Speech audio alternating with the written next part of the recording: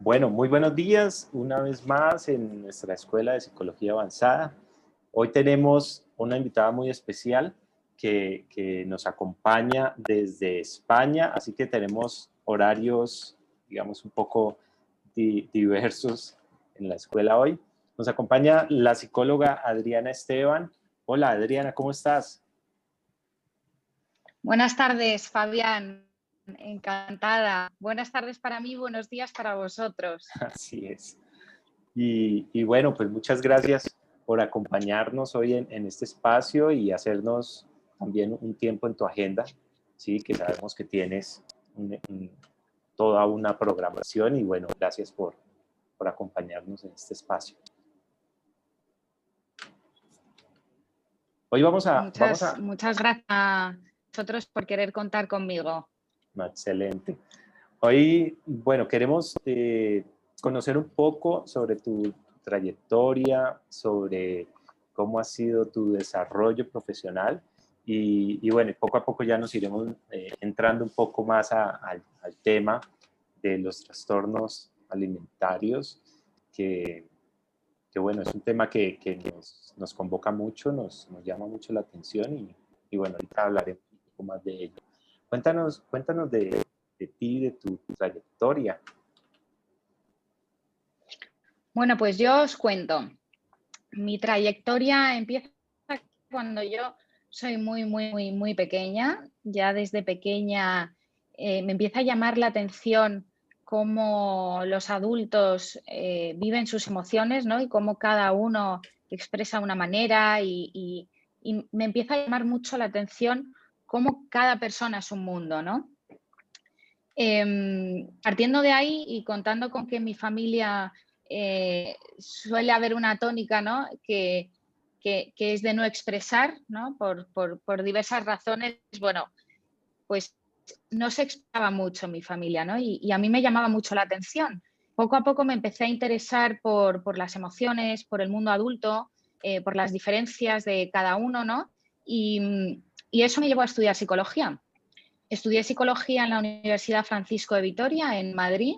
Allí realicé mi grado y en esos años de experiencia pude trabajar en la consulta del doctor Chiclana como estudiante de prácticas.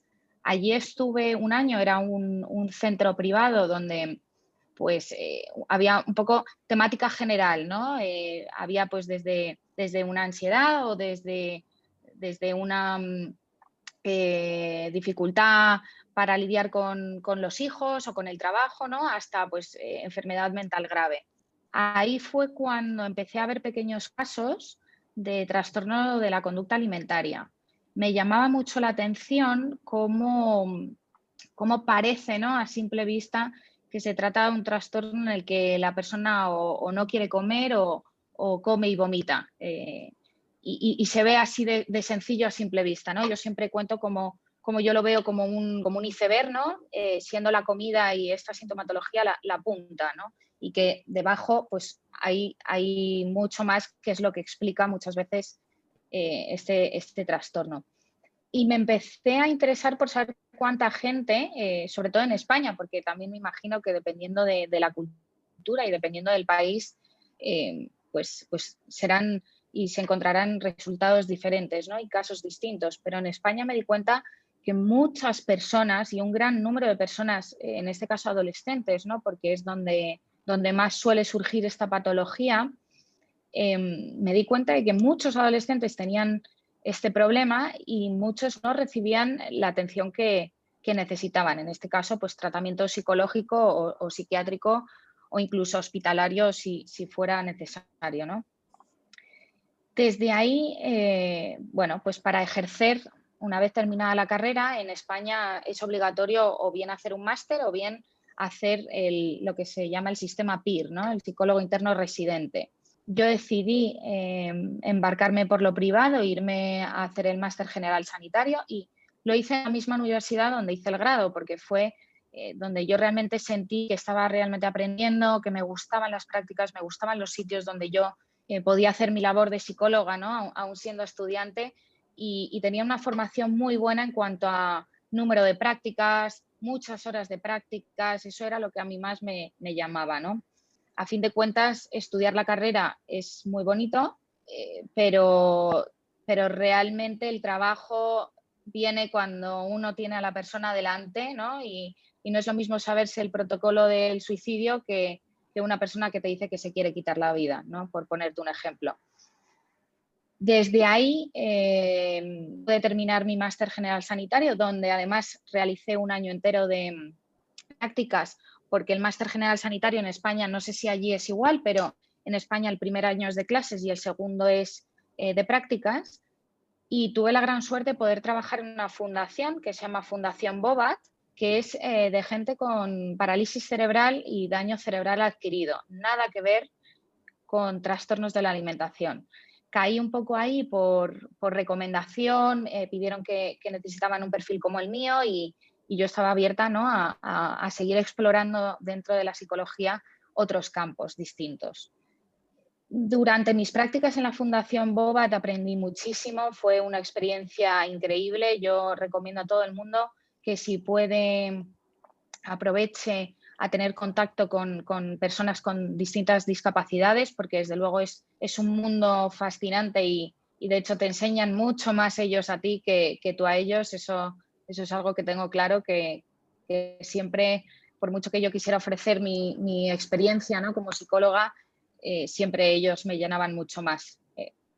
En cuanto a los trastornos de alimentación, bueno, pues como a mí me fascinaban tanto, a la par que yo estaba haciendo estas prácticas, realicé un curso experto para especializarme en esta patología, ¿no? Yo sabía que era algo que me gustaba mucho y yo quería dedicarme a eso, aunque estaba abierta a otras posibilidades.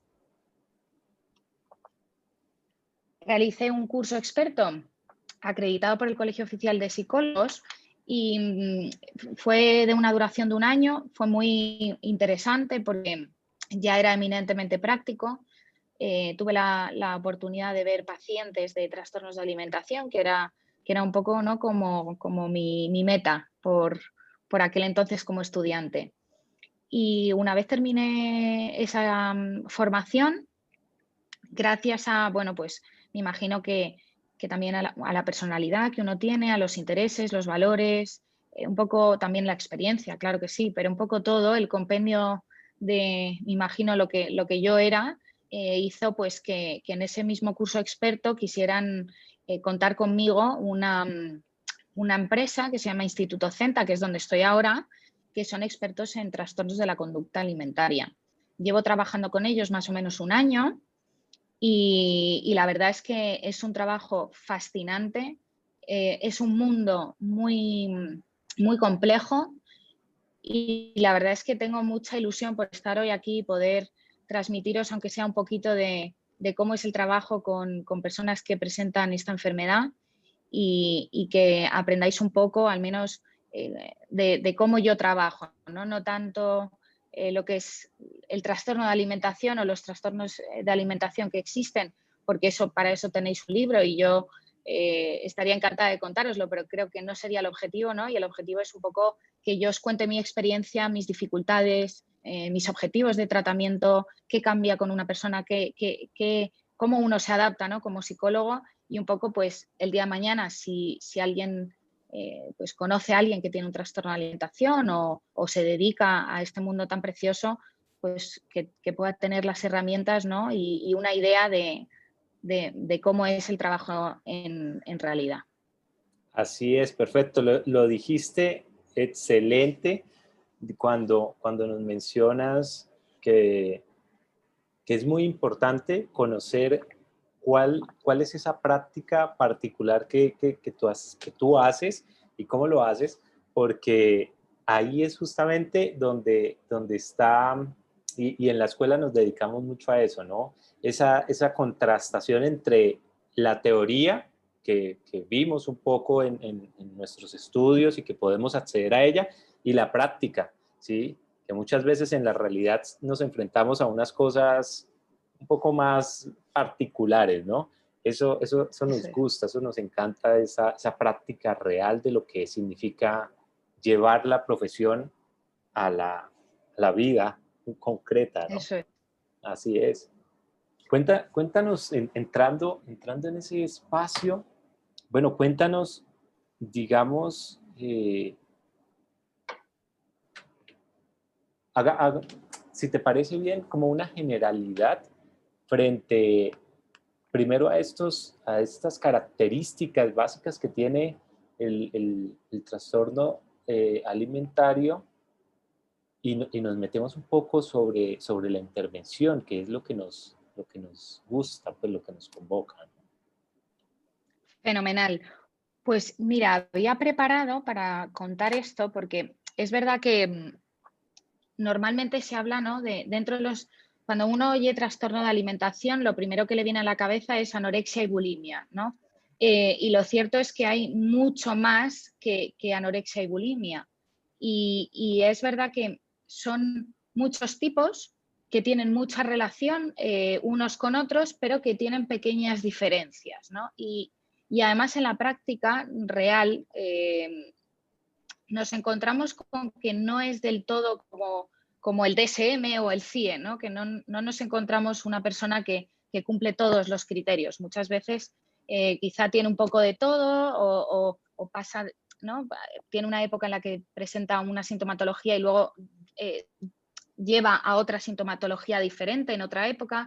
En fin, hay varios, ¿no? Y esto sí me gustaría dejarlo claro porque hay mucho mito en cuanto a qué es la anorexia y qué es la bulimia y qué tipos de trastornos de alimentación hay. También es verdad que ha cambiado mucho, ¿no? Antes la clasificación era una, ahora es otra. Mañana cuando salga el nuevo DSM o el nuevo CIE, pues a lo mejor han vuelto a cambiar cosas, ¿no? Y creo que sí que es importante detenernos aquí, aunque sea un momentito, para diferenciar bien uno de otro. Como es algo muy complejo, he hecho una pequeña tabla que quizás pueda ayudar a entender y no sé si puedo compartirla para que todos la veamos. Claro que sí. Yo creo que sí, ¿verdad? Ahí puedes. Vale, sí. Sí, ok. Perfecto, pues vamos a ver. Perfecto. Vale. ¿Ven? Sí, sí, sí, se ve muy bien. Perfecto. Pues aquí tenemos, lo voy a poner en grande. Ah, no, en grande no, porque Sí, solo sí. quiero la tabla. Ah, ok. Aquí, esto. Esto es lo que nos interesa. Aquí están resumidas básicamente los tres tipos de trastorno de alimentación más comunes, ¿no? Que son, ¿veis mi cursor? Sí, sí, sí, se puede ver. Perfecto, pues la anorexia nerviosa por un lado, la bulimia nerviosa por el otro y el trastorno por atracón, ¿vale? En la anorexia nerviosa tenemos dos tipos, purgativa y restrictiva, mientras que la bulimia nerviosa también tenemos dos tipos, purgativa y restrictiva. Como podemos ver, entre la anorexia nerviosa y la bulimia nerviosa existen varias diferencias. Primero que en la anorexia nerviosa, normalmente la persona que tenemos delante suele estar en infrapeso, sea purgativa o restrictiva, ¿no? Frente a la bulimia nerviosa, cuyo peso normalmente suele ser o normal o suele tener sobrepeso. Es el primer criterio que distingue una anorexia de una bulimia. Además, nos podemos encontrar con que en la bulimia nerviosa hay una pérdida de control, hay una sensación que la persona siente, que siente una impulsividad en la que no puede parar, ¿no? De ahí en la anorexia nerviosa no ocurre esto, no hay una pérdida de control, sino todo lo contrario, más bien rigidez, ¿no? De ahí esa posibilidad de mantenerse tanto tiempo en ayuno. Vistas las diferencias más características de ambas, vamos a empezar a ver las diferencias entre los subtipos que hay. En la anorexia nerviosa tenemos la purgativa, que ocurre cuando la persona no come, es decir, ayuna, y lo poco que come, que suelen ser tés, bebidas, agua, fruta, ¿no? Cosas lo menos, comida lo menos calórica posible, lo purgaría, es decir, a través del vómito, por ejemplo, ¿no? Y en la restrictiva no. La restrictiva se llama restrictiva porque solo restringe, no hay una conducta purgativa, no hay una purga como un vómito. En cuanto a la bulimia nerviosa, encontramos la purgativa y la restrictiva. La purgativa es aquella en la que hay un atracón más una purga, es decir, la persona llega que no puede sostener la dieta que esté haciendo, ¿no? Porque normalmente, esto no lo he dicho, pero normalmente suelen venir sobre todo de dietas y de ayunos, ¿no? Pueden venir también de otras cosas, pero sobre todo y lo más común es eso. Entonces, cuando no pueden aguantar el plan que tienen restrictivo, se dan un atracón y por lo tanto luego una purga que compensa con el vómito y se diferencia de la anorexia purgativa porque aquí sí hay un atracón, sí que la persona come mucha comida en muy poco tiempo, está como disociada en ese momento, ¿no? Es como si comiera vorazmente, mientras que en la anorexia purgativa no, simplemente lo poco que come lo vomita. Y en la bulimia nerviosa restrictiva hay un atracón, pero lo pongo entre comillas, porque es un atracón subjetivo. Esto quiere decir que la persona siente que se ha pegado un atracón, pero en realidad, como es subtipo restrictivo, la persona no se llega a pegar un atracón, sino que a lo mejor se come una manzana y considera que una manzana es demasiada comida. Por lo tanto, lo pongo entre paréntesis porque no llega a ser atracón, porque no es mucha comida en poco tiempo, pero para la persona sí, porque normalmente no suele comer, ¿no? Entonces, lo poco que come lo compensa con ayuno o deporte, en este caso restrictivo, pero siempre que es restrictivo hay alguna compensación, ¿no? Cuando hablo de purga hablo de vómito, cuando hablo de compensación hablo de otro tipo de conductas, pueden ser laxantes también, edemas, un sinfín, ¿no? Al final estas personas son unas personas muy creativas para buscar la manera de purgarse o de compensar lo que consideran que han hecho mal en cuanto a la comida. Por último, tenemos el trastorno por atracón. El trastorno por atracón se parece mucho a la bulimia nerviosa con la diferencia de que no compensa. Es decir, el trastorno por atracón, a lo mejor lo que suele hacer, ¿no? Es no comer y de repente se pega un atracón, pero ese atracón, aunque después venga mucha culpa y mucha sensación de pérdida de control y también haya un miedo intenso a engordar, la persona es incapaz de hacer ningún tipo de compensación, es decir, no hace deporte, no pasa luego un tiempo, a lo mejor 1 o 2 días sin comer, no es capaz, ¿no? Simplemente es un atracón tras otro, ¿no? Eso es lo que diferenciaría el trastorno por atracón de la bulimia, porque con la anorexia no hay mucha relación. Y lo más distintivo del trastorno por atracón es que normalmente la persona suele tener sobrepeso, pero este no es un criterio que tengamos que tener muy en cuenta, ¿no? Es como la menorrea en la anorexia, que ya no es un criterio y que antes sí lo era, ¿no? La pérdida de la menstruación. Pues en este caso podríamos decir que es lo mismo. El sobrepeso tendría que ser un indicador para nosotros, pero no algo que digamos, bueno, es que como tiene un peso normal no puede ser trastorno por atracón. No es cierto. No lo tomemos como algo generalizado. Y en principio estos serían los 3 tipos más característicos. Lo que sí puedo decir, y me parece interesante hacer esta tabla, es que esta tabla ayuda mucho a diferenciar un tipo de otro, porque es verdad que, como hemos visto, hay muchas cosas que podrían parecer similares, pero sin embargo se diferencian, ¿no?, de unos a otros. Lo importante es a la hora de tener una persona delante, es hacer un buen diagnóstico. Y de ahí esta tabla, ¿no? Porque si diagnosticamos una bulimia como trastorno por atracón o viceversa, o una anorexia purgativa, la confundimos con una bulimia, el trabajo es muy distinto. Y por lo tanto, el mayor problema que podríamos estar cometiendo es que estemos llevando el camino de la recuperación por un camino que no es. No significa que la persona vaya a estar peor, pero quizás sí que las consecuencias puedan ser quizá pues un tratamiento más prolongado o menos indicios de recuperación a corto plazo. Bueno, esta sería la clasificación principal. Luego es cierto que podríamos tener lo que yo llamo el cajón desastre, ¿no?, que son los trastornos de la conducta alimentaria no especificados, que como siempre son aquellos bueno, pues que cumplen algo de todo lo que vemos aquí, pero no cumplen absolutamente todo de cada uno y por lo tanto pues no podríamos diagnosticarlo como tal, sino como no especificado. Lo cierto es que eso, yo en mi experiencia os podría decir que En mi experiencia esto no ocurre, no he diagnosticado nunca un trastorno de la conducta alimentaria no especificado. Está muy interesante ese cuadro que presentas porque me parece gráficamente muy claro, ¿sí? Y las diferencias son muy evidentes, ¿no? O sea, muy fácil de poder verlas a través de eso que nos muestras, ¿sí? Quisiera abrir el espacio, vamos a ver por si hay Eso alguna es. Yo si pregunta. quieres, por supuesto. Bueno, quería preguntarle si tiene alguna pregunta hasta el momento.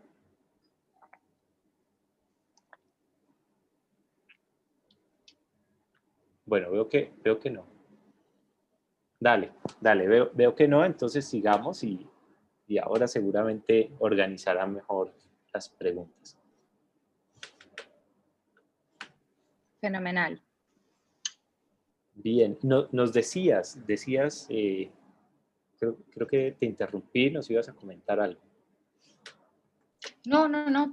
Estaba esperando a que me preguntaras algo y Ah, vale, ok. responderte. Bien, ahorita nos comentabas que ya la intervención propiamente es muy diferente en cada una de los trastornos. Bien, ¿te parece bien si vamos a ello? ¿Cuáles son como Por esas supuesto. particularidades de cada uno de esas intervenciones? Vale, pues es una pregunta muy interesante porque no hay una respuesta que yo te pueda dar de cómo es la intervención en cada caso. ¿Por qué? Principalmente porque cada trastorno en cada persona es diferente, ¿no? Lo que nos vale para una anorexia purgativa no nos vale para otra anorexia purgativa. Y así con todos los trastornos, ¿no? Es lo que también lo hace complejo, pero lo hace muy divertido para el profesional, ¿no? Porque al final no te conviertes en un mero solucionador de problemas de una máquina que te viene Estándar. estropeada y tú la arreglas. Eso es, sino que te vuelves, ¿no?, un especialista en cada persona.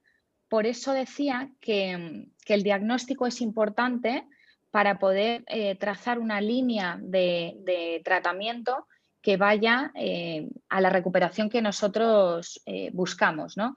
Pero, ¿qué es recuperación? Yo siempre me gusta preguntar esto, ¿no? Porque recuperación en trastornos de alimentación no pasa solo por restablecer lo que es el peso, ¿no? Porque cuando es cierto que te viene una persona que padece una anorexia restrictiva o purgativa, independientemente, pero con un muy bajo peso y con un índice de masa corporal muy bajo, hay riesgo de muerte, ¿no? Hay, a nivel biológico, el cuerpo sufre unas lesiones que hay que tener en cuenta, ¿no? Yo estamos hablando hoy de lo que es tratamiento ambulatorio, tratamiento lo que es psicoterapia, ¿no? Sobre todo lo que es en el ámbito privado, esa es mi experiencia. Y sé que en el ámbito público es diferente. Sé también que cuando se trata de un ingreso hospitalario o un tratamiento hospitalario, lógicamente también es diferente, ¿no? Entonces, hoy vamos a hablar de lo que es la psicoterapia con estos pacientes, En el teniendo en ámbito cuenta con que sus privado. constantes vitales, eso Ajá. es, teniendo en cuenta que las constantes vitales de la persona que tenemos delante están en un valor que podríamos considerar mínimo para poder trabajar, ¿no? Porque también muchas veces un bajo peso influye cognitivamente y la persona no tiene la capacidad para trabajar ciertas cosas porque a nivel cognitivo, como digo yo, está muy bajita, ¿no? Y te hablo en femenino porque Descompensado, suelen ser podríamos decir, ¿cierto? mujeres. Hay una Eso descompensación. es, Y ahí se podría completamente. decir, Adriana, que hay una urgencia por ayudarle a que restablezca ese equilibrio, esa compensación ahí. Completamente. De hecho, es lo primero que tenemos que hacer es que la persona tenga, ¿no? y tenga la capacidad cognitiva para poder hacer psicoterapia. Para eso es necesario tener unos valores de peso, unos valores de índice de masa corporal o incluso un porcentaje de grasa mínimo, con una analítica también que nos indique que todos los valores están correctos, ¿no? Aunque haya un bajo peso, pero que se pueda trabajar. Esto es lo primero que tenemos que hacer. Por eso es interesante, siempre que se trabaje con estas personas, no trabajar individualmente. Es muy importante contar con un equipo en el que haya un nutricionista que se encargue de todos estos valores, ¿no? Y separar bien lo que es el trabajo de psicoterapia, ¿no? Que lo lleva un psicólogo, y el trabajo más que tiene que ver con el cuerpo, que es el peso, la nutrición, ¿no? Que sería más trabajo de un nutricionista. Esto sí que es importante, también contar con médicos, y si no contamos con médicos, mandar a los pacientes a que se hagan una analítica para nosotros tener la seguridad de que vamos a poder trabajar y que no estamos haciendo lo que yo digo, mantener al paciente en equilibrio, ¿no? Que al final no estamos haciendo nada, porque es importante saber cuándo el paciente está preparado para trabajar, ¿no? Y respetar también eso. Entonces, contando con este primer paréntesis, ¿no? ¿Cómo es el trabajo? ¿Cómo es el tratamiento, ¿no? Pues primero tendríamos que hablar de lo que es la evaluación. Evaluar significa sacar el diagnóstico de estos pacientes, ¿no? Y en principio, nosotros como trabajamos y como consideramos que es lo más ideal, ¿no? Es hacer una pequeña evaluación, bueno, pequeña, una sesión de evaluación, que sería la primera, ¿no? Que consta de 1 hora, como todas las sesiones, en la que se le pregunta al paciente principalmente para qué viene a terapia y por qué viene en este momento y no en otro momento, ¿no? ¿Por qué ahora y no antes o después? ¿Qué es lo que le ha hecho venir a terapia y para qué? Sobre todo, no tanto el por qué, porque el por qué saldrá solo. Es interesante preguntar esto porque muchas pacientes, y vuelvo a repetir que hablaré sobre todo en femenino porque en trastornos de alimentación es lo que más se ve, aunque también haya género masculino, pero en comparación es mucha menos la incidencia, ¿no? Perdón, eso que Y, acabas de mencionar, sí, es una pregunta incluso que tenía ahí, digamos, de forma como rápida, ¿qué porcentaje ves tú de, de mayor participación en cada uno de los sexos, ¿no? pues yo te diría, yo no soy muy buena con números y no te sacaría un porcentaje ahora, pero te diría que de unos 40 pacientes que tenemos de trastornos de alimentación, solo 2 son hombres. Ok, ok, es muy alto, ¿no? Es muy alto el Es porcentaje bastante alto. para las chicas, ¿sí? Sí. Ahora más También tarde, es, antes que se me olvide, me gustaría que ahora más adelante nos pudieras compartir cuál es tu percepción de por qué ese cambio tan alto o esa afectación tan alta hacia las chicas, ¿no? oye, eso es muy interesante. Es muy interesante. ¿Te lo respondo ahora? Sí, ¿no? Dale, dale, sí. Pues principalmente, una de las principales razones es por el ideal estético de belleza, ¿no? Estamos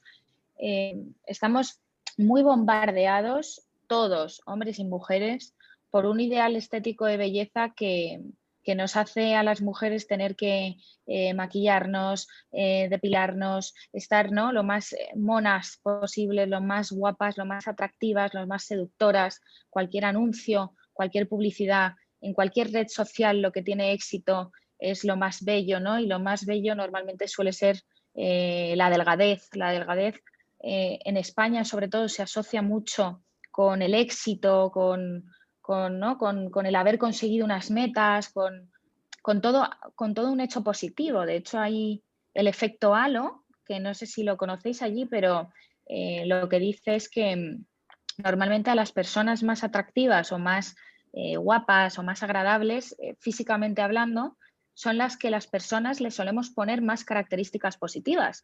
Y eso ha habido un sinfín de experimentos que se ha hecho, donde incluso se ha podido ver que hasta las condenas de personas que son más feas son más agresivas o más fuertes que aquellas personas más atractivas, ¿no? Y lo podemos ver un poco en todo, cómo el aspecto físico es importante, ¿no? De cara a los demás, y en los hombres igual, pasa lo mismo. Tú ves un anuncio de Axe ¿no? Y te pongo este ejemplo porque es el primero que me ha venido, pero cualquier anuncio que sea también de cuidado corporal, ¿no? No te van a poner a un hombre común, que los comunes son, no son los que tienen esa tableta de chocolate y los modelos, ¿no? Y así un poco con todo. Ese ideal estético está ahí presente y es mucho más potente entre mujeres en tanto en cuanto las mujeres sufrimos cambios físicos antes que los hombres, ¿no? En la adolescencia somos como...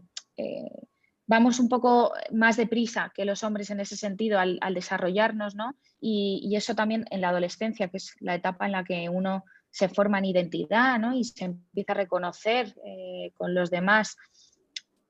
Y es justo también cuando surgen los trastornos de la alimentación, todo eso va generando una influencia en cómo una persona considera que tiene que ser y estar en el mundo, ¿no?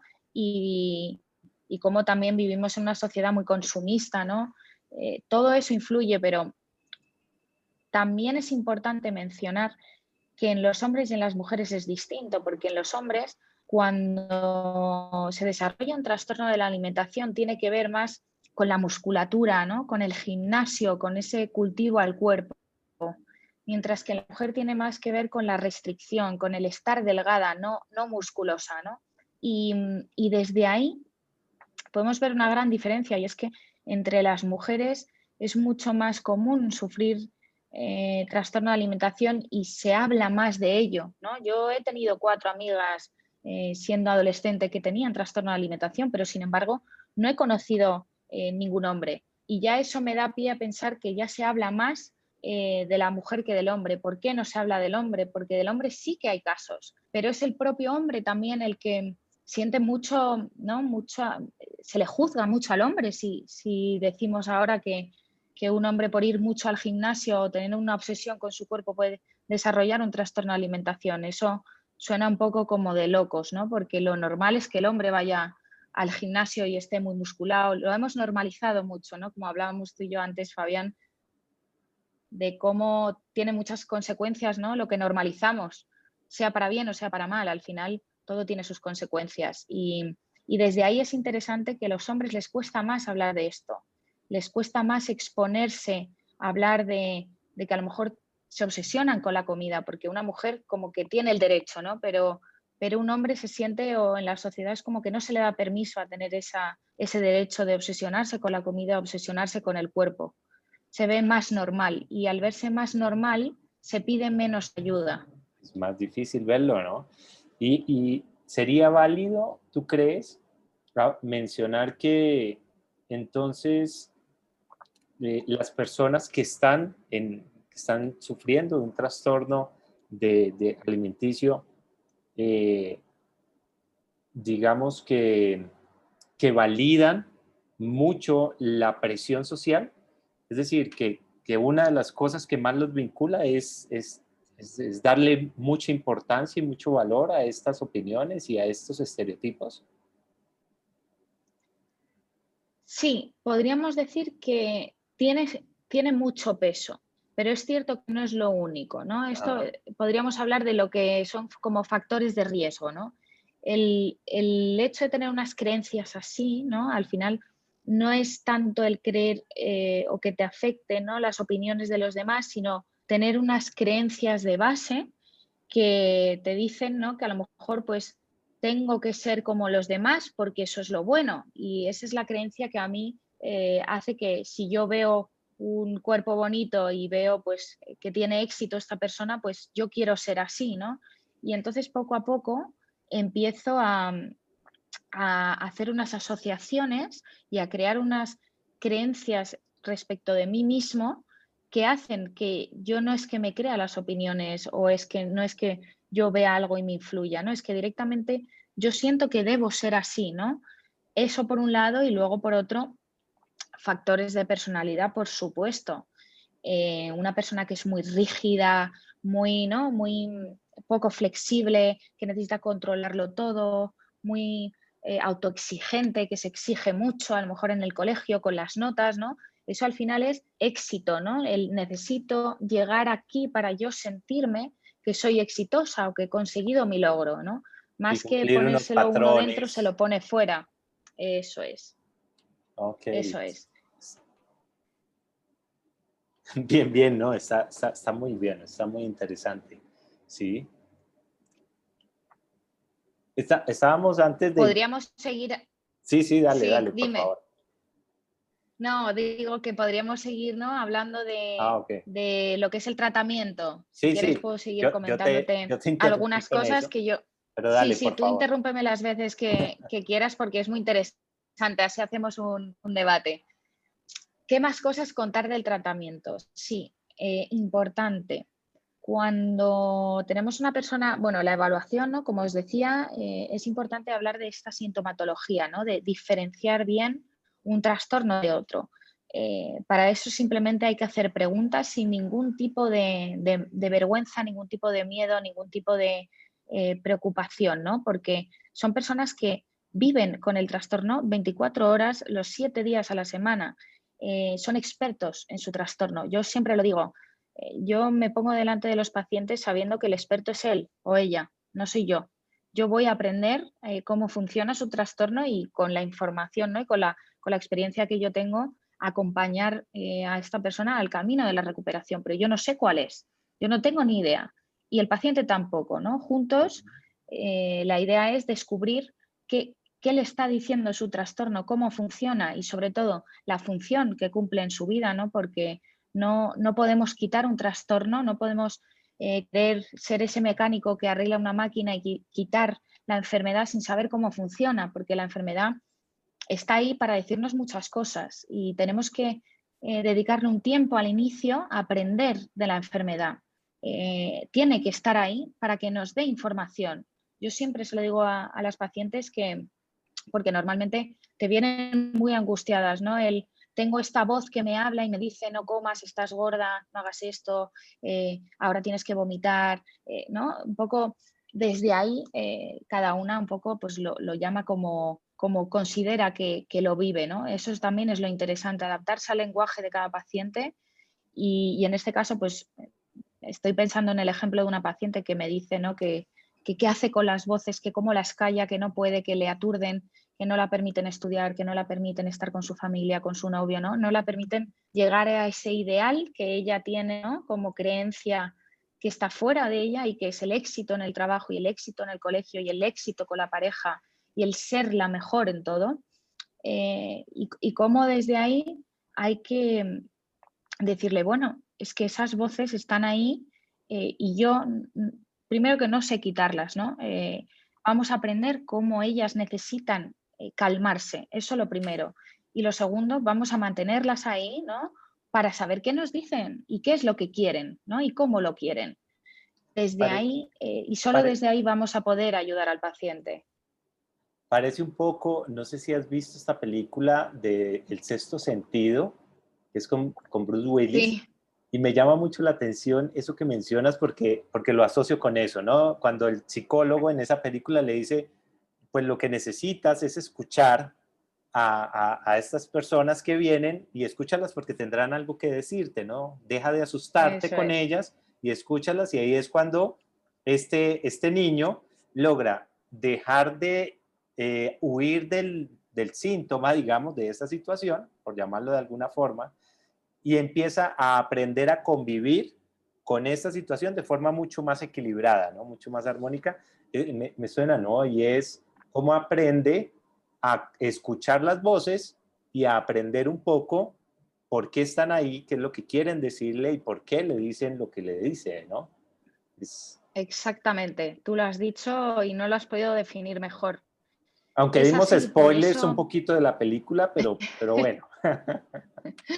desde luego, pero sí que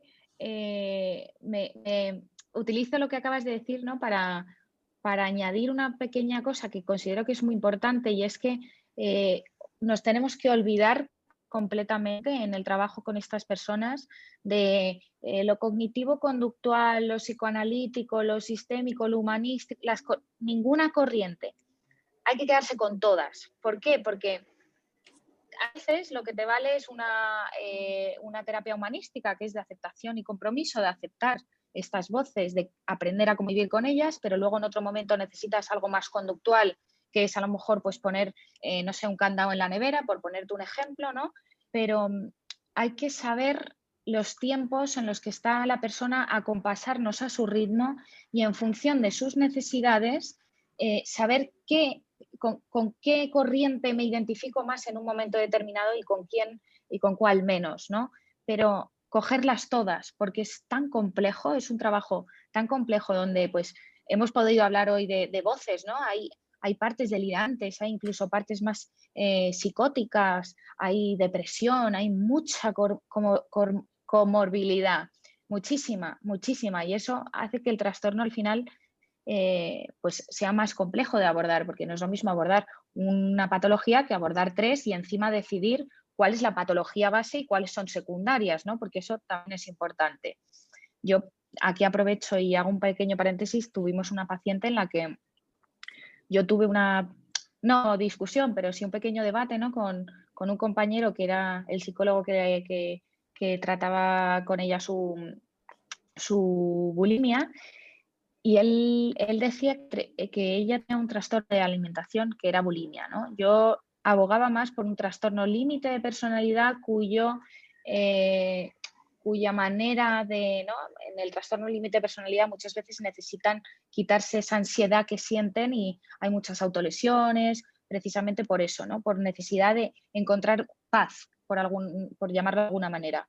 Y esta chica, esta paciente, utilizaba el vómito, ¿no? Para encontrar esa paz. Ella decía que era como su amante secreto, ¿no? Que con el que ella disfrutaba plenamente, era un placer lo que sentía, ¿no? Mientras vomitaba. Aunque luego venía la culpa, pero mientras el encuentro duraba, era como incluso llegamos a metaforizarlo con lo que es la sexualidad, ¿no? Al final hay un momento de inicio, una explosión y luego una bajada, ¿no? de Sí. tensión. Entonces, eso es, eso Ajá. es. Y desde ahí también, bueno, pues pudimos hablar de que si es un trastorno límite que desarrolla el vómito para esto, o si es una bulimia que tiene rasgos límites.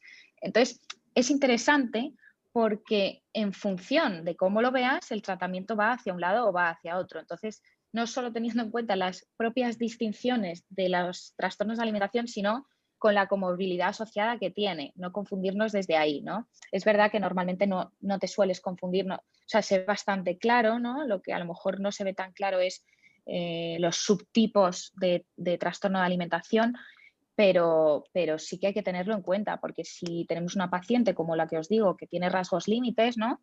Hay que tener en cuenta a la hora de relacionarnos con ella. Sabemos que va a haber dificultades en el vínculo, sabemos que va a haber un miedo al abandono, pues no, desde ahí saber cómo nos tenemos que relacionar también. De ahí decir, en la terapia con pacientes se dice mucho que el vínculo es el 80% de la recuperación. Es cierto, es cierto. Yo ha habido sesiones donde no hemos trabajado nada, superficialmente hablando, ¿no? Porque hay muchas sesiones donde se hablan de cosas, pero parece como que no se trabaja nada. Y esas sesiones son también necesarias porque estás creando un vínculo. No estás trabajando, pero estás escuchando, estás haciendo empatía, estás haciendo que esa persona se sienta entendida, ¿no? Lo más importante con estas personas es que no tengamos miedo a preguntar cuánto vomitas, cómo lo haces, delante de quién, dejas el vómito ahí o lo recoges, por qué lo recoges, pero para qué, quién va después, quién, ¿no? Un poco parecen preguntas que la paciente no puede en un primer momento asustarse, pero lo que le estamos mandando el mensaje, o sea, le estaríamos mandando el mensaje de no te voy a juzgar, para mí es algo normal, ¿no? Vamos a normalizar esto y ya cuando lo normalicemos, ¿no? Podemos empezar a trabajarlo, pero no lo rechacemos, no lo queramos mantener tabú o a un lado. Lo cierto Exacto. Y también como es algo que, negativo, por ¿no? ejemplo, Sino ahora que tengo, es simplemente es parte claro, de lo que es tu expresión y es la forma como tú estás tratando también de construirte un lenguaje, ¿no? Te estás hablando a través de esos actos, entonces no es algo pues negativo en el concepto de no lo vamos a tocar, ¿no? Está muy bien eso, muy eso es. bueno. De hecho, esa es la clave, te diría yo, del tratamiento. como te he dicho al principio, ¿no? No hay un tratamiento igual. El tratamiento se basa en esto, como digo yo, yo lo suelo ver como una metáfora, ¿no? Y a veces se la traslado a los pacientes dependiendo de si veo que lo necesitan o no. Y con esto quiero decir que hay pacientes que sienten la necesidad de que tú les expliques cómo vas a hacer el trabajo porque realmente tienen mucho miedo. Eh, la mayoría de pacientes son adolescentes, ¿no? Y o vienen obligados o si no vienen obligados es porque están muy mal, muy mal, muy mal, ¿no? No suele, lo fácil no es lo que suele venir, no suele venir un inicio de trastorno de alimentación y a los 3 meses te viene a consulta y solo lleva 3 meses de evolución. No, no es así. Suelen ser personas que llevan con esta evolución mucho tiempo, ¿no? Entonces hay que entender también las resistencias que pueden traer y acompañarles desde sus resistencias. Y como yo te decía, yo utilizo mucho una metáfora para tranquilizarlas si yo veo que sienten mucha angustia a la hora de tener que contar su trastorno, ¿no? Porque, claro, vienen a trabajar la sintomatología, por lo tanto sienten la necesidad de tener que hablar de comida y de vómitos y de, ¿no? Y de esconder comida o de pegarse a atracones por las noches. Y no, hay muchas veces que no hay necesidad de hacer eso. Como decía antes, esa es la punta del iceberg. Eso me interesa para diagnosticarlo, ya está. El resto son las relaciones, la infancia, las relaciones familiares sobre todo, porque al final es donde se fragua un poco todo, ¿no? Donde se ha permitido a la enfermedad surgir y estar y mantenerse. Y eso es importante, explorar la familia es importante. Y las metáforas que yo les devuelvo para tranquilizarles mucho y que quizá para quien trabaje con pacientes de este tipo les pueda servir es la metáfora de la mochila, en la que yo siempre digo que todos tenemos una mochila. Unos la tienen puesta delante, ¿no? Es como si te pusieras la mochila delante y la ves, y esos son los que van a terapia. Luego están los que tienen la mochila detrás y no la ven y no se quieren hacer cargo, son los que no van.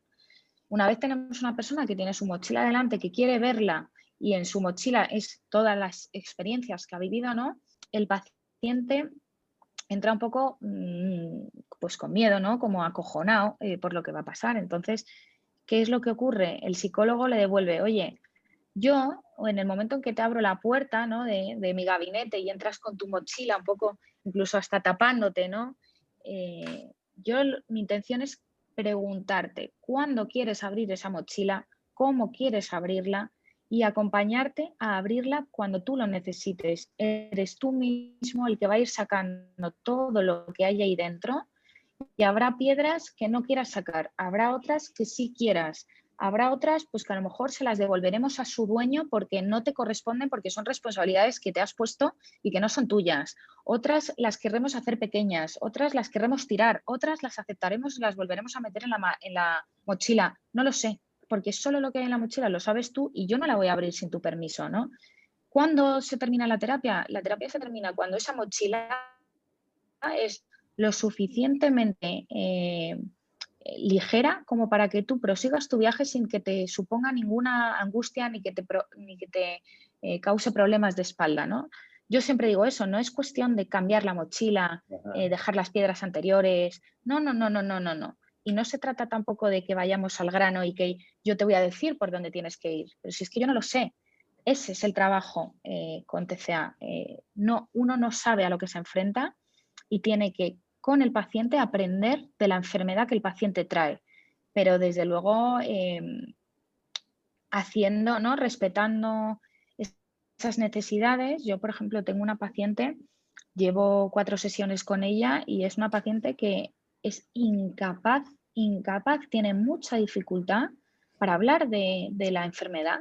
Entonces, ella se siente mucho más cómoda hablándome de la familia, hablándome de su madre, de su hermana, de su perro, de las series. Incluso me estoy viendo una serie porque ella se la está viendo, ¿no? Y también pues eso hace vínculo. Oye, me estoy viendo una serie porque me la has recomendado, ¿no? Vamos a comentar con qué personaje te identificas más, con cuál menos, desde ahí quizá poder ir sacando cosas de la enfermedad. Pero yo respeto que tú no quieras hablar de eso y yo no tengo por qué hacerlo. Claro, es raro, ¿no? Porque yo vengo a trabajar el TCA y estamos hablando de mi perro y mi madre. Bueno, pero es que eso también es trabajo. eso también. Muchas veces el ego, ¿no?, del propio profesional hace que queramos solucionar las cosas rápido y queramos ver cambios rápidos y a todos nos ha pasado, ¿no? Pero hay que pensar realmente si son necesidades nuestras o de los pacientes que tenemos delante, ¿no? Y el tratamiento, yo no os puedo dar una guía, unas técnicas, porque no las uso, porque no las tengo. Lo que hago, no lo sé, ¿no? Es un poco lo que trato de definir aquí. No hay un modelo que seguir. El modelo es cada persona y eso es lo que hace bonito el trabajo. Es un poco como la mirada del investigador, ¿no? Que llega a un fenómeno, ¿sí? Llega a un fenómeno y empieza a tratar de describirlo y de entenderlo desde el fenómeno mismo y no desde lo que supondría que es, ¿no? Sino tratar realmente de Total. investigarlo, ¿no? Una de las cosas que a veces no se nos menciona mucho en nuestro ámbito educativo es que somos investigadores, ¿sí? Los psicólogos necesitamos entendernos profundamente como unos investigadores de la conducta, de la mente, del comportamiento humano, ¿no? Y desde ahí, pues yo creo que eso es una de las cosas que nos apasiona, ¿no? Nos apasiona cuando llega una situación que necesitamos empezar a verle, a darle la vuelta, a observarlo, a verlo con mucha minuciosidad y empezar un poco como a sacar, ¿no? A hilar. Eso, yo creo que eso es una de las cosas muy características que más nos apasionan a los psicólogos, bueno, que estamos comprometidos con esta pasión que tenemos, pero me he dado cuenta que nos gusta mucho esta indagación, esta mirada investigativa, ¿sí? Es una de las cosas que nos caracteriza. Totalmente. Y mira que hemos tenido la oportunidad en la escuela, Tenemos, yo creo que hemos tenido más de unas 50 dime. entrevistas. Hemos tenido más de unas 50 entrevistas con expertos y psicólogos en el área. Y creo que una de las cosas que más nos ha caracterizado a cada uno de los invitados ha sido su pasión, ¿sí? La pasión con la que hablan y expresan el área en el que están trabajando. Y eso es algo que no se puede enseñar en la universidad, ¿no? Esa pasión tiene que venir ahí, tiene que ser algo que nos mueve y ahí se nota muchísimo, se nota la diferencia del abordaje, ¿no? Cuando hay mucha pasión, ¿sí? Como lo vemos en ti, ¿no? Esa pasión genera mucho compromiso con lo que se hace. Totalmente, pues te agradezco muchísimo tus palabras porque desde luego has dado en la clave. Un psicólogo es un investigador, un explorador, ¿no? Como yo a veces digo, y es que tenemos la profesión más bonita del mundo. Es que es una profesión preciosa. Yo siempre lo digo, eh, mis compañeros, ¿no?, de consulta, digo, qué tan bonita y qué suerte tener. Encantado, ¿no?, conocer y tener entrevistas como la que estamos teniendo hoy, porque a mí es a lo que yo como estudiante me llenaba. Yo prefería 1001 entrevistas todos los días que a que me dieran el libro o me dieran la diapositiva, ¿no?, y me empezasen a contar. Yo necesitaba experiencias, sobre todo la forma de ser y estar. Yo utilizo mucho eso, cómo uno es y cómo uno está delante de las personas. Es que eso no lo enseñan los libros. Así es, excelente, excelente.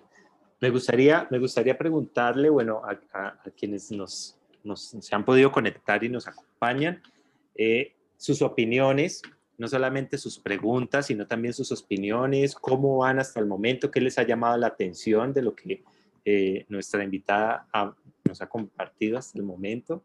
Por favor, aprovechemos este espacio para escuchar un poco sus opiniones.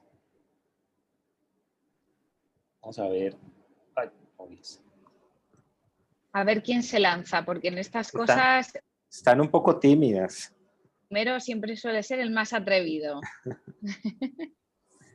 Bueno, muy buenos días. Pues desafortunadamente no me pude conectar desde el primer pues, segundo, pero en la medida en que logré conectarme y pues que he podido escucharte, pues por un lado agradecerte por esa valiosa oportunidad de conocer un poco cómo desde la clínica, no solo particular, sino como intensa, fuerte, pues porque eres experta en el tema, tienes un panorama que no solo es amplio, sino un panorama que realmente a los que estamos del otro lado y que trabajamos algunos casos, es decir, cuando en algún momento surge un poco esta situación, pues nos da unos parámetros y unas luces de cómo también orientar mejor, no solo pues al paciente o a la chica, al muchacho que pueda estar atravesando esta situación, sino también a la familia. En la medida en que ibas manifestando un poco como todo el abordaje, pues también me hace pensar en ciertas luces para brindarle a la familia, porque la familia no comprende la dimensión y lo que implica este trastorno. Para ellos es más la necedad, ¿sí? Simplemente es que está dejando de comer, quiere llamar la atención, quiere tener bonito cuerpo, y se ve siempre este trastorno pues de una manera pues, bastante equívoca en ese sentido. Y la familia, que además de ser pues el núcleo más importante de vínculo, me encantó esta parte cuando tú hablabas también de los vínculos, de ser más importante también es el reflejo de hasta dónde la familia se vuelve un punto de apoyo o también se vuelve un poco una piedra en el zapato para que se complique o se complejice más el trastorno alimenticio. Entonces, pues desde esa perspectiva, pues siento que abrió un poco más los horizontes para el trabajo con adolescentes y sus familias que puedan estar atravesando sin un trastorno como tal desarrollado, por lo menos sí los inicios de, pues, de algún tipo de trastorno, ¿no? La forma como tú manifestabas también el trato con el paciente alrededor de, a veces podemos hablar de otras cosas, de otros tópicos generales, que nos permiten justamente fortalecer el vínculo, ¿sí? También con los pacientes. Que pues en la medida en que se fortalezca ese paciente, se siga abriendo más al proceso terapéutico y permita la ayuda que se da pues ya en la terapia.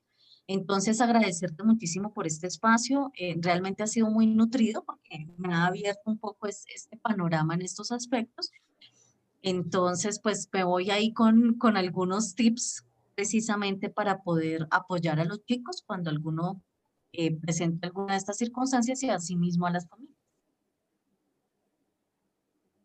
Excelente. Inés, Pues Inés particularmente muchísimas gracias, Inés. trabaja con Dale, Fabián, varios, dale. Que, trabaja con varios adolescentes. Entonces, por eso nos menciona mucho que va a poder usar, ¿no? Toda la información con ellos. Total, por eso me alegro que te pueda servir, que te lleves algún tip, ¿no? Como decías. Y claro, si es que trabajando con adolescentes, y de hecho cada vez más se está empezando a ver y cada vez a edades más tempranas.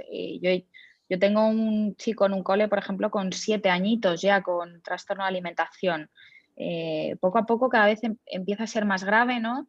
Y es que trabajando con adolescentes, es que solo por la cantidad de gente que está expuesta a lo que hemos hablado antes, ¿no? A todos estos factores de riesgo y la probabilidad que hay de desarrollar un TCA es muy grande. O sea que algo te caerá seguro, por como has comentado, te irá cayendo más, desgraciadamente. Y como dices tú, rescato una cosa que me ha parecido, bueno, todo me ha parecido importante e interesante, pero quiero destacar una cosa que has dicho, y es el tema familiar, ¿no? Cómo la familia en muchos casos es una familia pues muy unida, ¿no? Y muy tal.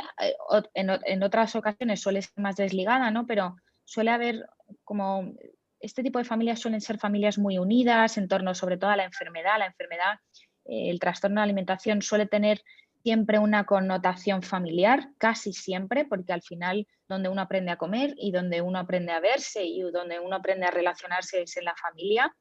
Y no me gusta decir que la familia es causante de TCA porque no es así, pero sí que es cierto que son responsables, igual que el propio paciente, ¿no? Yo cuando me llega siempre una persona menor de edad, siempre que sea menor de edad, me gusta contar con los padres, incluso mayor de edad también, pero no siempre los padres están dispuestos, claro. Lo ideal es siempre contar con la familia, siempre, a no ser que sea un TCA crónico, que yo también los veo mucho en consulta, porque el Instituto CENTA donde trabajo somos expertos en trastornos de alimentación crónicos. Esto quiere decir que nos vienen pacientes con 50 o 60 años que llevan toda su vida con la enfermedad. Y bueno, es que eso nos daría para otro tema, porque es verdad que TCAs crónicos y con esas edades tienen un desarrollo muy diferente, mucho más lento, nos daría para otra clase.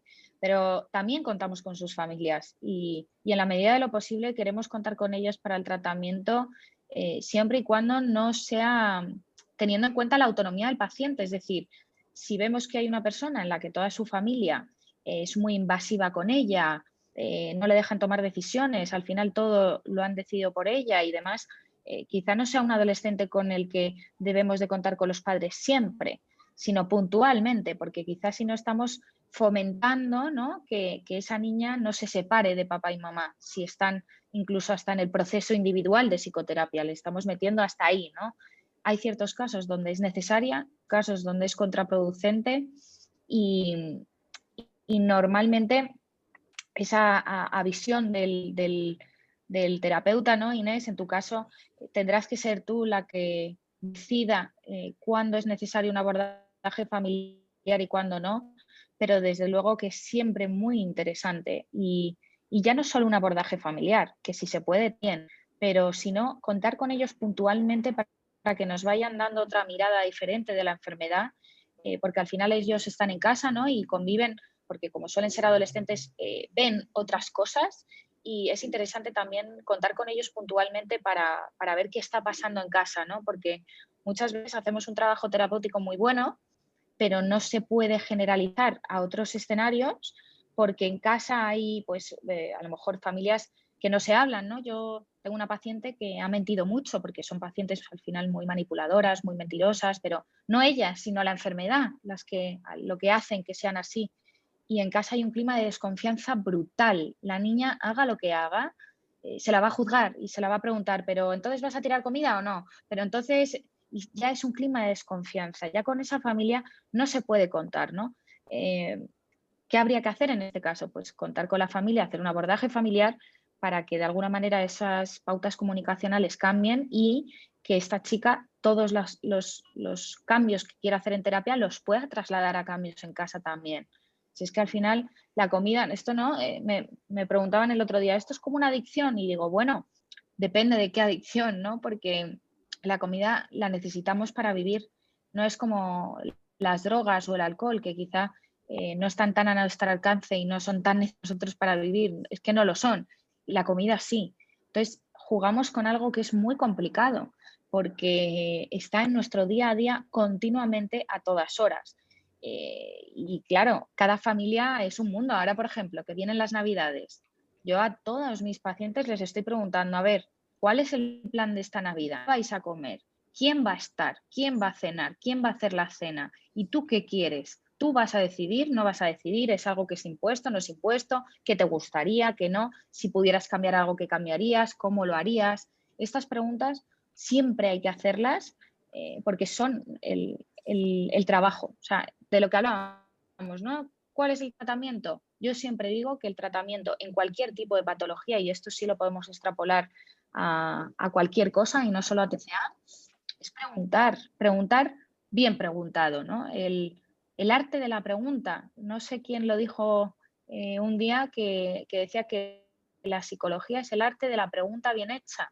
Es así, hay que hacer buenas preguntas y tener, ¿no?, esa, como le decías, esa visión para decidir cuál camino y por dónde hay que ir, y eso nos lo da nuestra formación, ¿no?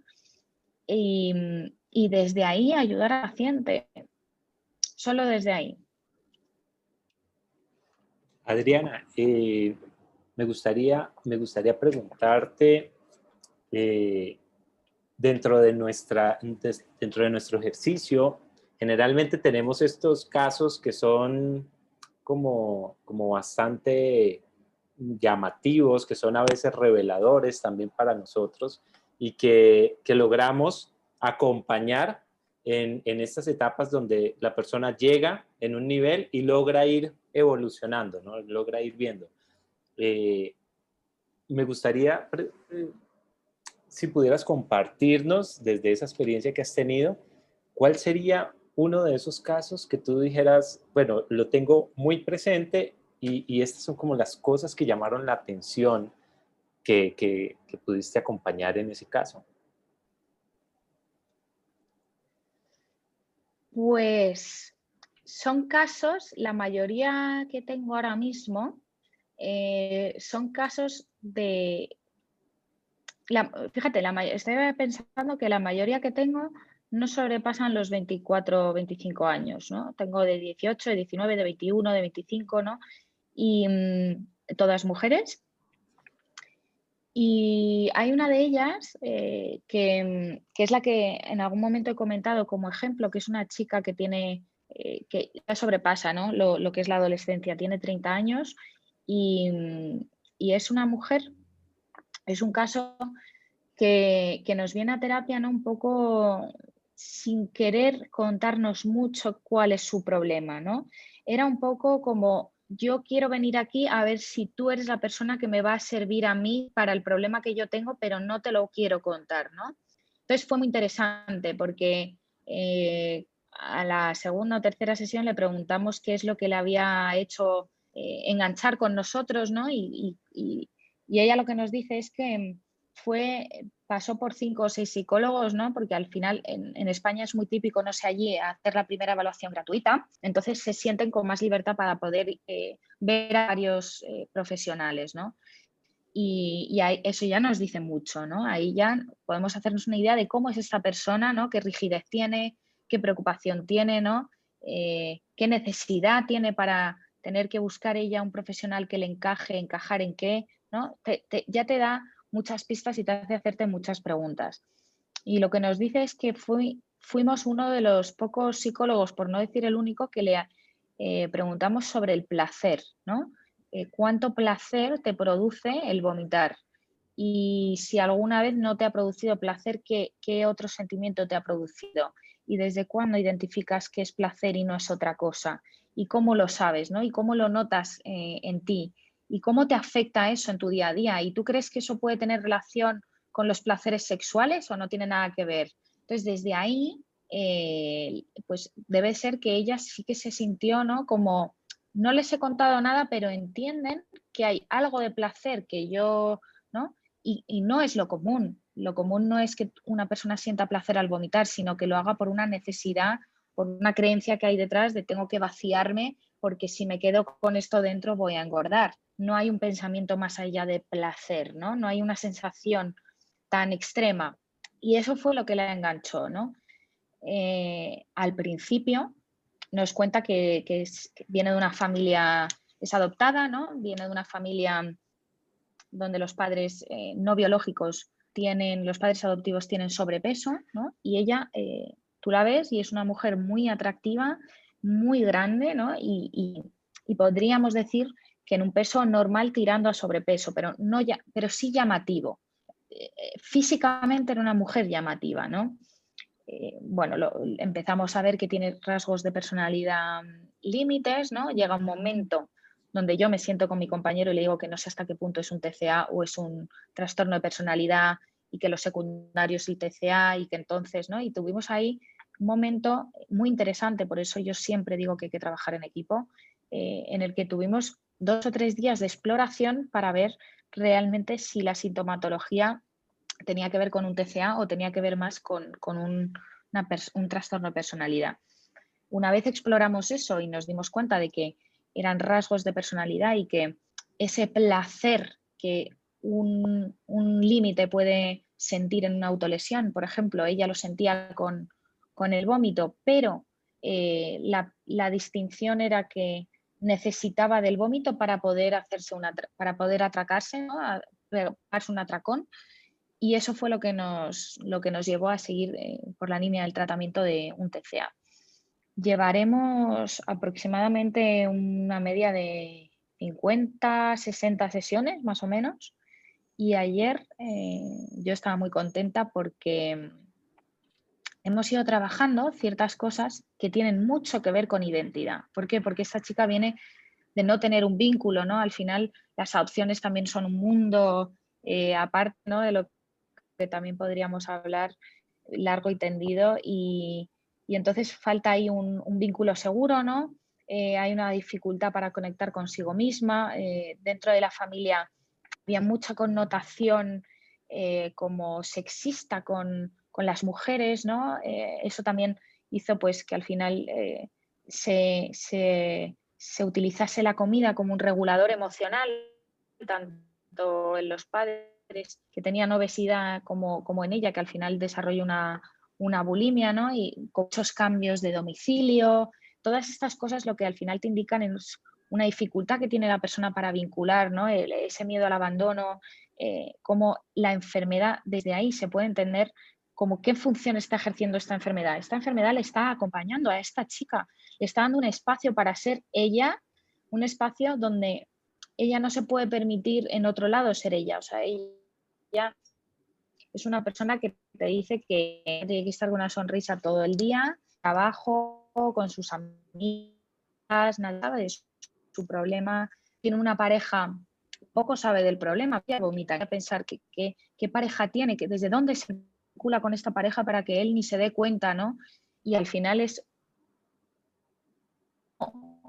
cómo ella se comunica con los demás también a través de la comida. Así es que la función que ejerce la sintomatología en cada paciente es imprescindible descubrirla para poder suplir esa función consigo misma, sería lo ideal, y si no, a través de otra conducta que sea más saludable, y desde ahí poder avanzar, ¿no? Entonces, estamos en ese punto dulce que yo ayer le daba la enhorabuena a mi compañero, ¿no? Porque nos cuenta que ha dejado de vomitar, que vomita una vez a la semana, cuando esta chica vomitaba pues quizá una media de, creo que eran 3 o 4 veces diarias, ¿no?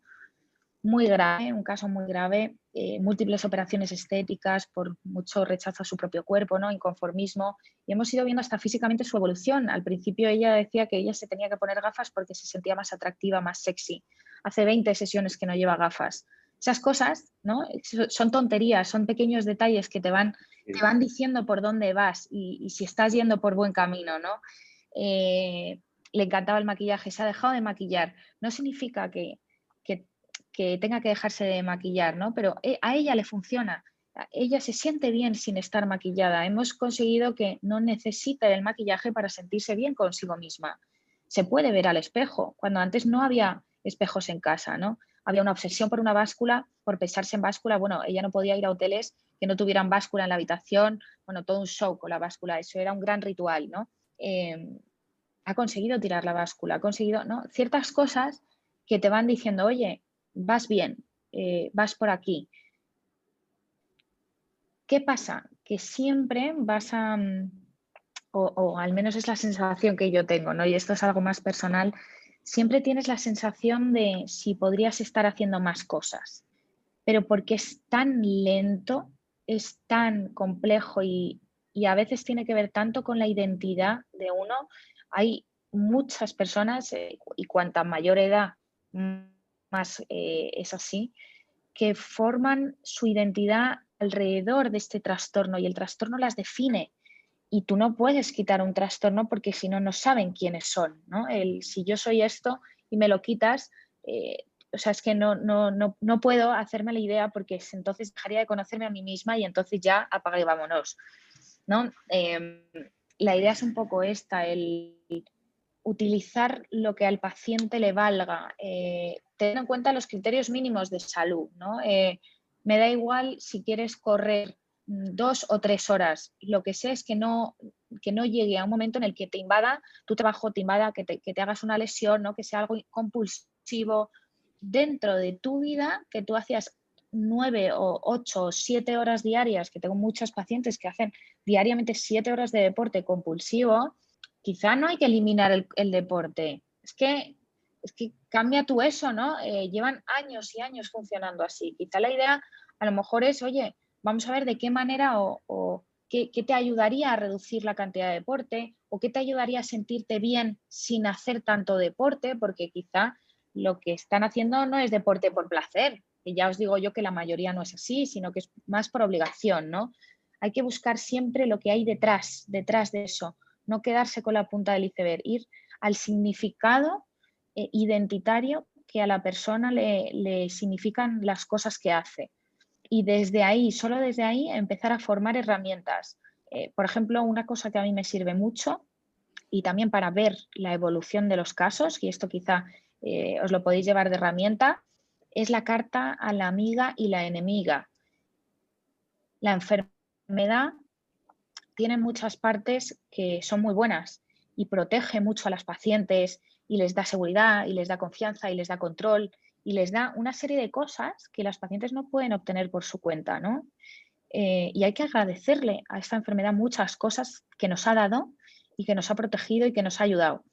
Por otro lado, también hay una parte enemiga, hay una parte de daño, de sufrir, de dolor, ¿no? De autodestrucción, pero hay dos partes. Y por eso conviven. Si solo fuera enemiga, no conviviría. No, por simple supervivencia, la persona lucharía contra eso. Pero cuando hay un beneficio secundario, que es el que tenemos que descubrir como terapeutas, es lo que hace que las pacientes se mantengan ahí, ¿no? Y que ese trastorno tenga su sitio. Y la carta a la enemiga y la carta a la amiga se pueden hacer durante todo el proceso. Se pueden hacer al principio, en mitad, al final, se pueden hacer varias veces. Y siempre es interesante ver de qué manera ellas escriben, ¿no? Cómo escriben. La verdad es que os podría haber traído, no lo había pensado, cartas que tengo de alguna paciente de cómo escriben a esa parte enemiga o a esa parte amiga de la enfermedad. Y hay veces que les escriben con rabia, ¿no? El joder, y las insultan. Me has quitado tantos planes, me has hecho perder tanto tiempo, ¿no? Me has hecho perder a lo mejor pues, mi relación con mi hermana o no lo sé, cualquier cosa que pueda haber vivido la paciente, porque desde ahí, desde su experiencia, es desde donde vamos a poder ayudar. Y cartas, trabajo con cartas, trabajo psicodinámico de role-playing, el trabajo de las sillas, de a lo mejor sacar a la enfermedad y preguntarle cosas, ¿no? Exteriorizar, ponerle nombre a la enfermedad, ayuda también a separar de no soy yo no soy esto, ¿no? Yo no soy esta identidad que me he formado, yo me tengo que contar una cosa nueva, una historia nueva, hay que cambiar el relato con el que vienen a terapia. Y la manera de uno ir sabiendo que va por buen camino también es observando ese relato va cambiando, ¿no? Lo interesante sobre todo es trabajar en equipo porque muchas veces sientes, es lo que os decía antes, te sientes encauzado, te sientes, ¿no?, como aprisionado. Yo el otro día le decía a una paciente, y es bueno verbalizarlo y decirlo porque lo necesitan. Las pacientes también necesitan personas, no necesitan psicólogos, necesitan personas que les ayuden, ¿no? Y sentarte, me acuerdo que me sentaba y le decía, me estás contando cosas tan duras, ¿no? De su relación con su madre, de cómo la madre la trata a ella, ¿no? Suele haber mucha simbiosis madre-hija en TCA y yo hubo un momento en la terapia en que no sabía ni qué decir. O sea, me sentía completamente que no había nada que yo pudiera decir para ayudar a esta persona y se lo dije. Dije, me siento tan encauzada, tan aprisionada, me siento como con una cadena, con una camisa de fuerza que no sé qué decirte. Y de hecho aproveché eso, ¿no? El metacomunicar, el cómo yo me siento en terapia para preguntarle si eso a ella le pasa con su madre.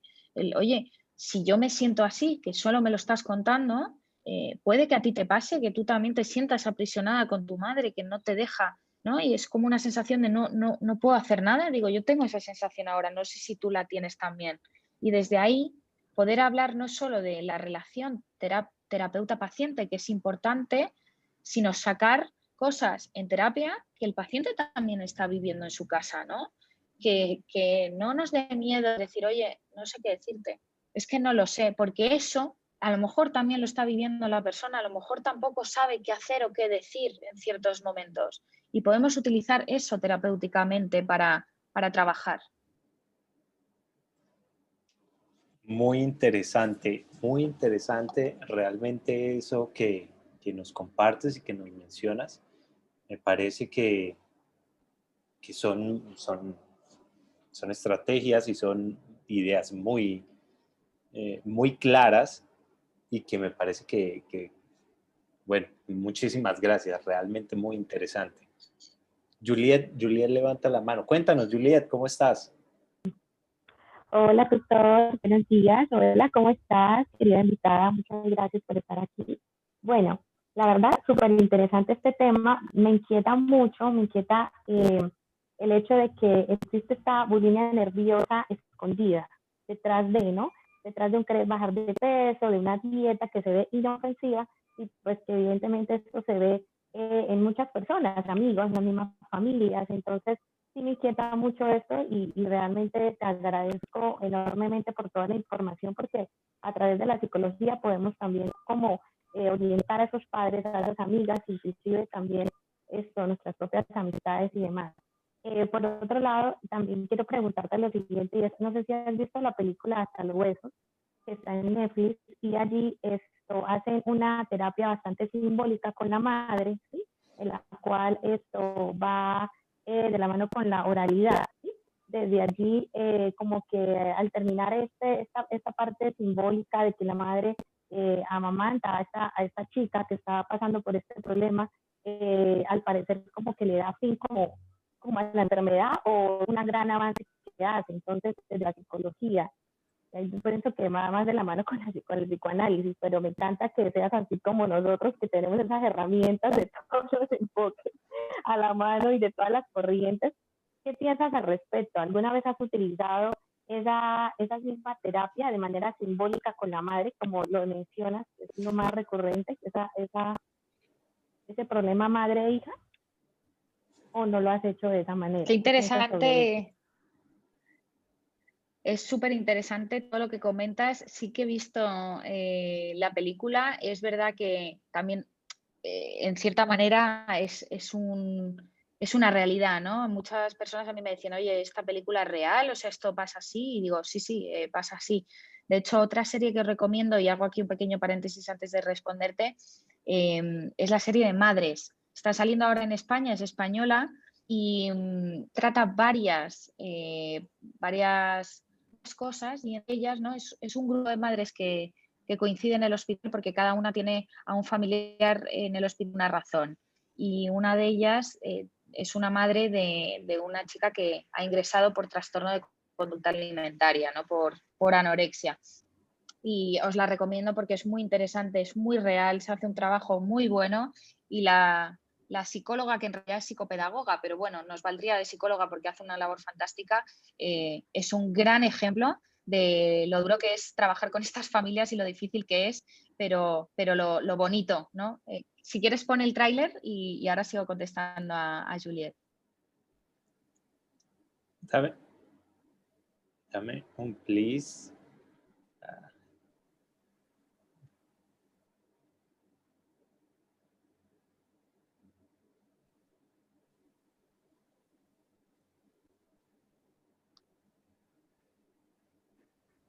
¿Sabes que la gente cree que después del parto tu hija sigue su vida?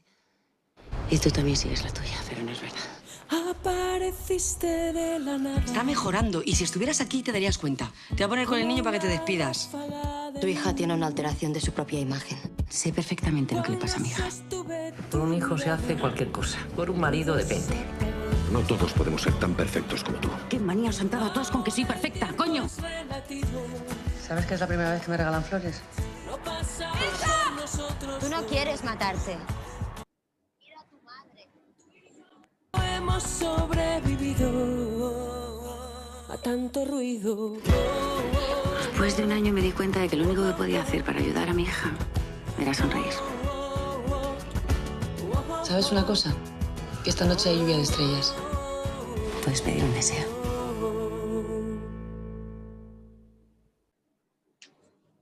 Esa es.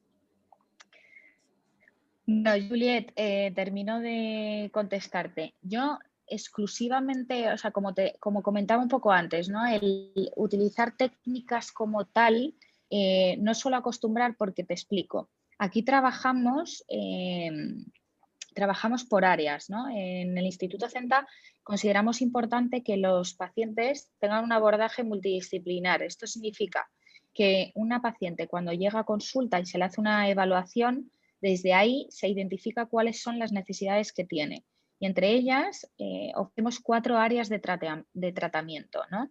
En función de la gravedad, cuanto más grave sea el caso, pues más áreas requerirá, ¿no? Hay pacientes que tienen 4 áreas y vienen 4 días por semana a consulta. Esto depende mucho de la problemática que traigan, ¿no? Entonces tenemos por un lado el área emocional, en el que se trabaja con sería arteterapia, ¿no? Y se trabaja a través del dibujo. Hay media hora de sesión en el que se habla y la otra media se dibuja. Luego tenemos el área de diagnóstico, que es donde estoy yo, y lo que se hace es se evalúa a las personas y se las, como decía antes, ¿no? Es como que se identifica cuál es su problema, se decide cuáles son las áreas que necesita trabajar y ya entonces se les deriva a esas áreas, ¿vale? Ese sería mi trabajo. Pero yo me quedo con los pacientes, es decir, si necesitan área de diagnóstico, que es donde estoy yo trabajo la sintomatología, ¿vale? Entonces, área de diagnóstico que trabaja sintomatología. El área emocional, que sería arteterapia, que trabaja todo lo que tiene que ver con las emociones, sobre todo. Luego está el área familiar, que son terapeutas familiares que se dedican a tener sesiones individuales donde se habla de la familia o bien sesiones individuales, pero convocando puntualmente a la familia. En casos donde haya menores, muchas veces la terapia familiar implica sesiones con los padres siempre, ¿vale? Esto es estrategia, depende mucho de la problemática. Entonces, tenemos estas áreas. Entonces, como yo no soy terapeuta familiar, yo no he visto o no acostumbro a ver familias. Por eso no utilizo técnicas. Lo que sí que acostumbro a hacer es a ver a los padres puntualmente. Pero ¿qué pasa? Que los padres, como yo soy del área de diagnóstico, ¿no? Es como si vinieran a contarme de su hija, ¿no? No quieren contarme sus propios problemas o cómo ellos lo viven. No, vengo a hablar del problema de mi hija, te lo cuento de una manera que a ti, ¿no? Como decía antes, siempre es interesante contar con las familias para que nos den otra visión y ya está. Ellos se entienden que es algo diferenciado, ¿no? Luego estaría la terapia familiar, donde ahí sí se hacen todo tipo de técnicas, como la que has comentado tú y como otras muchas que son muy interesantes. El trabajo con cartas, por ejemplo, las cartas OH son también muy interesantes porque son cartas con distintas imágenes que tienen que ver muchas con parejas, con familia, hay un poco de todo, ¿no? Pero son cartas con las que se puede trabajar también desde ahí y al final es un trabajo psicodinámico, ¿no? O una escultura, no sé si conocéis las esculturas, hacer esculturas también es muy típico, traer al padre, a la madre y a la hija o hermanos y que entre ellos se posicionen en el espacio de la consulta en función de cómo se ven, ¿no? Entonces a lo mejor la niña se pone entre papá y mamá y desde ahí les empiezas a preguntar ¿y cómo tú te sientes? ¿Y cómo crees que se siente papá estando ahí? ¿Y por qué no miras a papá y a mamá así? ¿No? Al final tienes mucho juego para hacer desde ahí y salen muchas cosas interesantes, pero es verdad que como mi trabajo es más de área de diagnóstico, yo veo a las pacientes individuales y mi objetivo como tal o el para qué del área es sobre todo para trabajar sintomatología, pero como os contaba antes, yo al principio, claro, yo decía, joder, hay sesiones con pacientes que es que no quieren hablar de la sintomatología y claro, mis compañeros me decían, tranquila, porque seas del área de diagnóstico no tienes por qué estar hablando de la sintomatología. Y claro, yo decía, ya, pero es que me paso el día hablando de familia y es que entonces la terapeuta familiar ¿de qué va a hablar? Y yo me agobiaba, ¿no? Pero es que lo necesitan los pacientes, es que el paciente a lo mejor lo que habla contigo le da una visión, lo mismo lo habla con su terapeuta familiar, que es con el terapeuta familiar, ¿no? Que trabajamos en equipo y le dice otra cosa que va en la misma línea que yo le estoy diciendo, pero de una manera diferente y le sirven las dos, ¿no?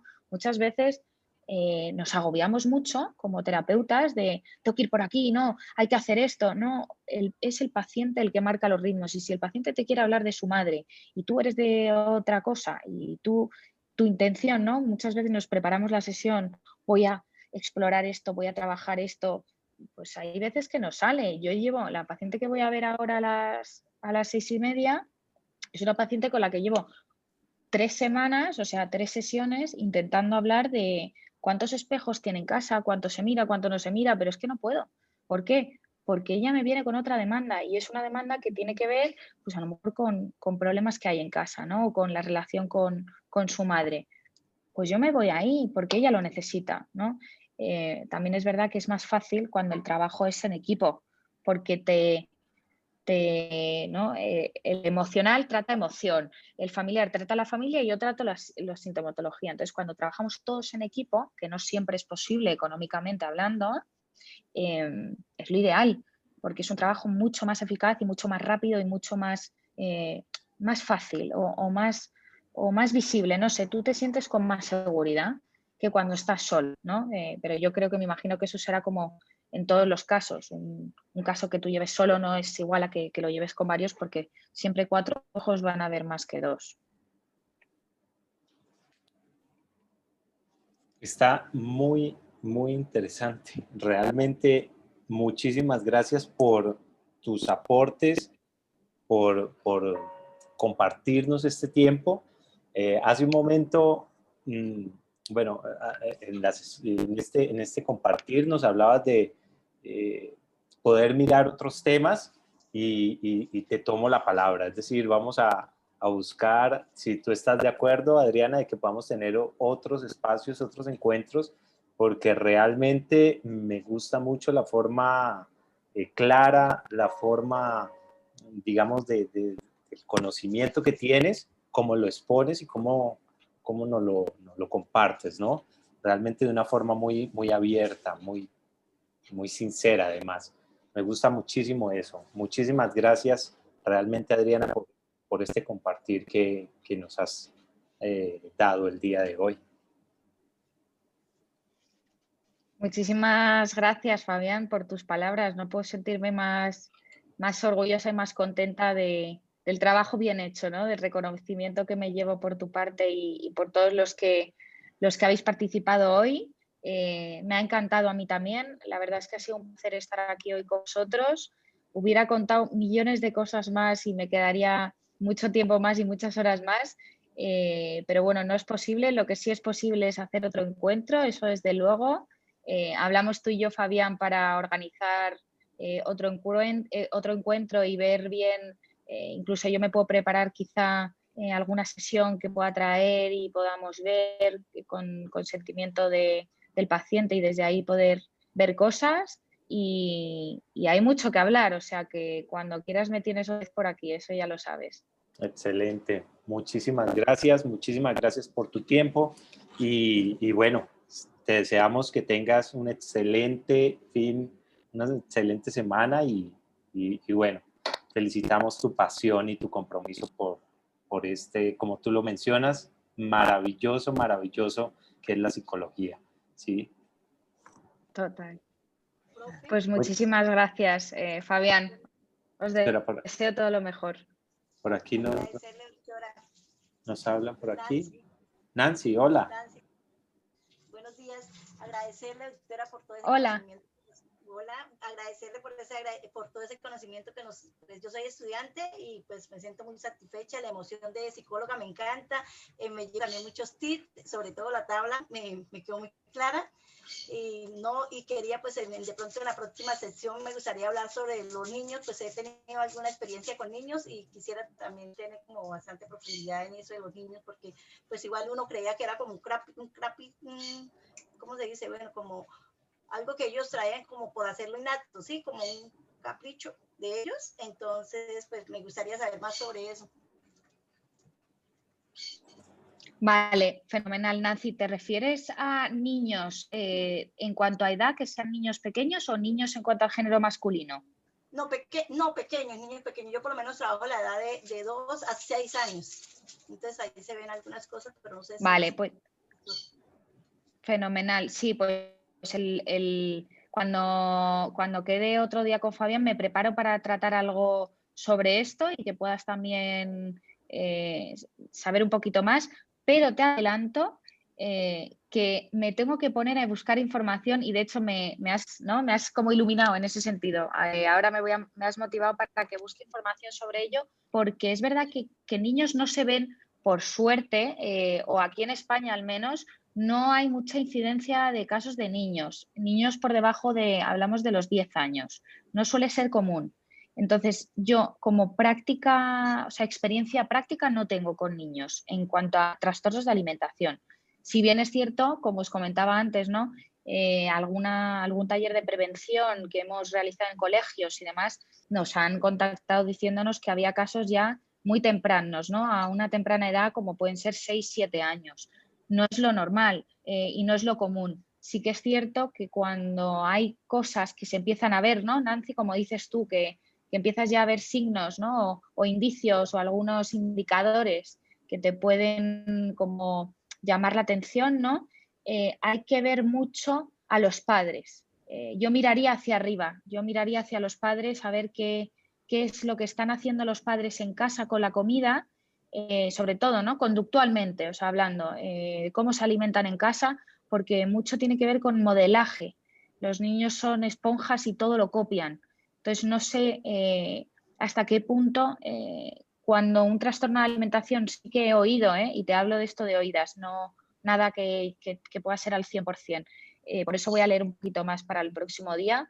Sí que sé que cuando el trastorno de alimentación se desarrolla a edades muy tempranas, en España por lo menos, y según el DSM, no se puede hacer un diagnóstico de trastorno de alimentación. Se puede hacer un diagnóstico de imitación o algo así se llamaba, no estoy segura, de conducta alimentaria o modelaje o algo así, ¿no? Tiene un nombre que es como que no te permiten diagnosticarlo como TCA antes porque se supone que no existe un rechazo al cuerpo tan grande, un miedo intenso a engordar, ¿no? O sea, toda esa parte del iceberg que está por debajo, en los niños cuesta un poquito más pensar que sea así.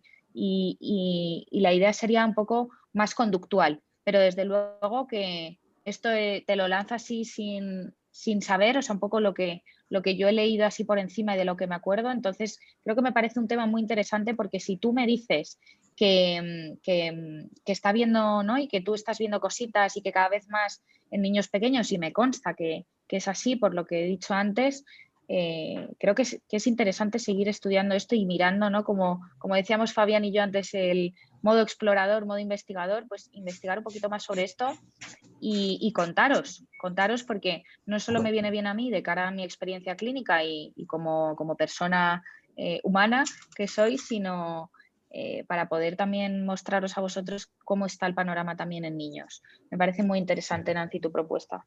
Gracias, doctora, muy amable. Adriana, muchísimas gracias y bueno, nos estaremos conversando para encontrarnos nuevamente. Fenomenal, Fabián. Ha sido todo un placer. Me alegro mucho de conocerte y conoceros y nos vemos pronto. Así es, eso es. Un abrazo para todas y bueno, feliz semana. Feliz semana. Adiós. Chao, chao, gracias. Adiós.